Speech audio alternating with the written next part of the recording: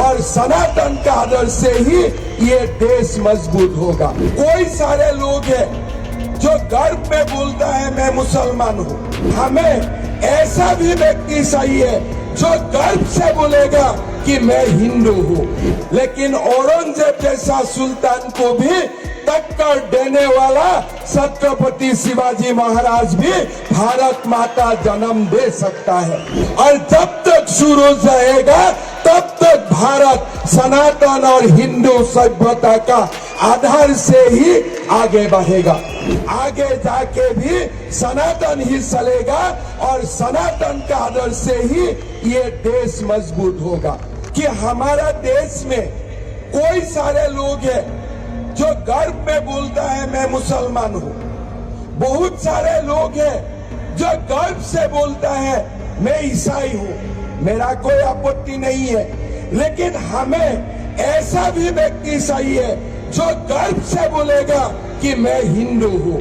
ऐसा भी व्यक्ति हमारे लिए जरूरत है। सबसे पहले मैं आप लोग को नमस्कार करता हूँ, प्रणाम करता हूँ। मैं असम से आया हूँ। मैं गूगल देख रहा था, असम और बेलगाम का बीच में डिस्टेंस 3000 किलोमीटर से भी ज्यादा है। लेकिन सबसे बड़ा बात यही है कि आज यहाँ आके मुझको ऐसा लग रहा है कि मेरा मन में ऐसा एक अनुभव हो रहा है कि मैं एक तीर्थ यात्रा पे निकल आया हूँ। और आप लोगों को देख के मुझको ऐसा लगा है कि मैं एक बहुत बड़ा तीर्थ का दर्शन किया हूँ। जो पवित्र भूमि में छत्रपति शिवाजी जी आए थे, महाराज जी आए थे, जो भूमि में स्वामी विवेकानंद जी आया है, जो भूमि में गांधी जी आए थे, वो भूमि कितना पवित्र हो सकता है मैं ये भोले भांति समझ सकता हूँ। सबको मेरा प्रणाम और मैं आप लोग को बहुत बहुत धन्यवाद देता हूँ। आज मेरा असम में बजट पेश हो रहा था। विधानसभा में 2 बजे तक बजट था। 2 बजे में बजट खत्म करते मैं तुरंत बेलगाम आया। किस लिए? यहाँ में जो काम हो रहा है शिव शरीफ, छत्रपति शिवाजी महाराज का जीवन शरीफ का ऊपर जो एक लाइट एंड साउंड शो का हमारा अभय पाटिल जी ने निर्माण किया है, वो एक बहुत बड़ा काम है। और इसके लिए जब मुझको बताया गया कि वो महान काम में आपको जड़ित होना है, आपको इन्वॉल्व होना है, मैं तुरंत बाकी काम साइड में रखा और पूरा असम से मैं बेलगिरी आके पहुंच गया हूँ। मैं अभय पाटिल जी को धन्यवाद देता हूँ। 6 साल पहले उन्होंने ये लाइट एंड साउंड शो का कल्पना किया था। कांग्रेस सरकार ने कुछ मदद नहीं किया। कहाँ कांग्रेस मदद करेगा? कांग्रेस कभी भी मदद नहीं करेगा। कांग्रेस बाबर के लिए चिंता करेगा, लेकिन छत्रपति शिवाजी महाराज के लिए कभी भी चिंता नहीं करेगा। लेकिन जैसे शिवाजी महाराज को, छत्रपति शिवाजी महाराज को औरंगजेब ने कभी भी पराजित नहीं कर पाया, ऐसे ही अभय पाटिल जी का भी मानसिकता कांग्रेस ने दुर्बल नहीं कर पाया।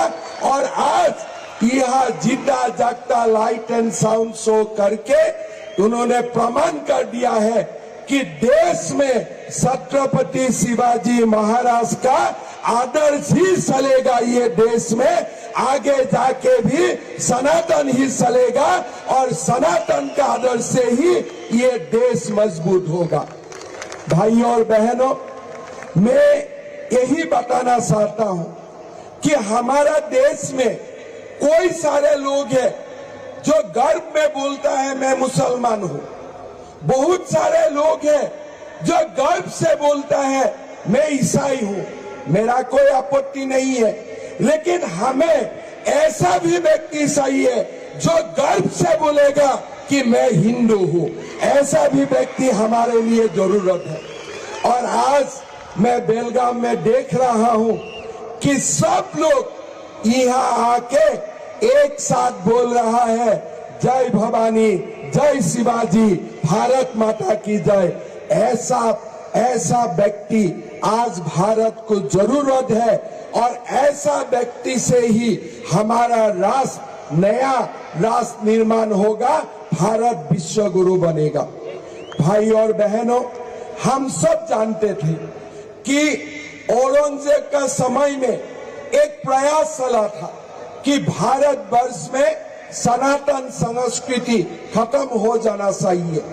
कोई सारे लोगों को जबरदस्त इस्लाम तक कन्वर्ट किया गया और एक समय ऐसा भी आया था कि भारत में और कोई मंदिर बसेगा, ऐसा भी लोगों का मन में भय आ गया था। वो समय हमारा भारत में छत्रपति शिवाजी महाराज जैसा सुपुत्र का जन्म हुआ।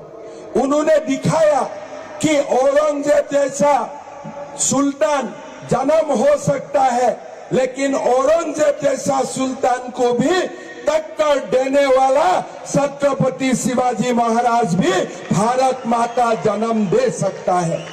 और आज इतिहास यही बात हमें प्रेरित करता है कि हमारा ये जो सभ्यता है, हमारा जो ये संस्कृति है, ये संस्कृति औरंगजेब ने कभी भी नाश करने में सफल नहीं हुआ।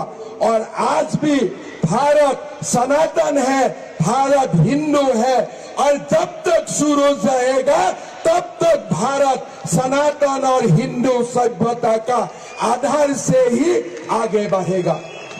भाई और बहनों, हमारा जो इतिहासकार है, वो इतिहासकार ने भारत वर्ष का बारे में जैसे लिख के गया, वो लेख कभी भी सही नहीं था।